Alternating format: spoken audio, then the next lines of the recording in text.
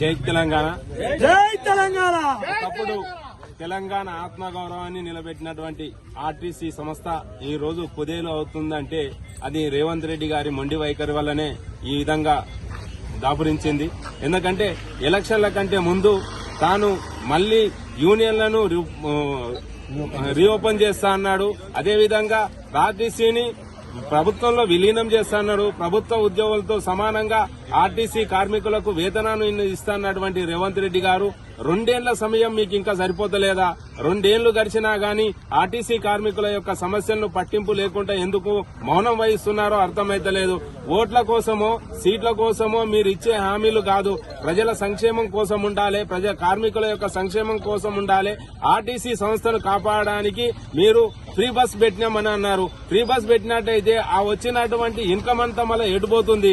మీరు ప్రభుత్వం పరంగా ఇవ్వాల్సినటువంటి నిధులు సక్రమంగా ఆర్టీసీకి చెల్లించినట్టయితే ఆర్టీసీ యొక్క సంస్థ నష్టంలో ఉండదు కదా. ప్రభుత్వం నుంచి రావాల్సినటువంటి సక్రమమైన నిధులు సక్రమంగా మీరు ఎప్పుడైతే చెల్లిస్తే సంస్థ కూడా ఇది మిగతా కార్పొరేషన్ల కూడా లాగానే ఆర్టీసీ కార్పొరేషన్ కూడా లాభాల బాటలో నడుస్తుంది. అంతేగాని కార్మికులను పొట్టగొట్టి కార్మికులను హింసించి కార్మికులను ఏదో మనోవేదనకు గురి చేసి మీరు పబ్బం గడుపుకుంటామంటే బాగుండదు. ఎందుకంటే ఒక్కసారి ఆర్టీసీ సమ్మె ఉంటే ఏ విధంగా చూసిందో తెలంగాణ సమాజం అంతా రుచి చూసింది.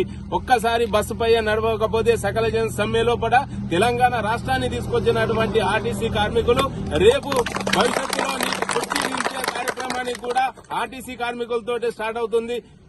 కాబట్టి మీరు ఇకనైనా కళ్లు తెచ్చుకొని మీరు ఎలక్షన్ల ముందు మీ మేనిఫెస్టోలో పెట్టిన విధంగా ఆర్టీసీ కార్మికులకు పెట్టినటువంటి ప్రతి ఒక్క విషయాన్ని మీరు అమలు చేయాలని మా పార్టీ తరఫున టీఆర్ఎస్ పార్టీ తరఫున డిమాండ్ చేస్తున్నాం. అదేవిధంగా ప్రజల కోసము ఎండనక వాననక అత్యధికంగా కష్టపడేది ఆర్టీసీ కార్మికులే. మిగతా కార్పొరేషన్ వ్యవస్థలో ఉన్నటువంటి కార్మికుల కంటే కూడా ఆర్టీసీ కార్మికులు ఎక్కువ నష్టపోతున్నారు, ఎక్కువ కష్టం చేస్తారు.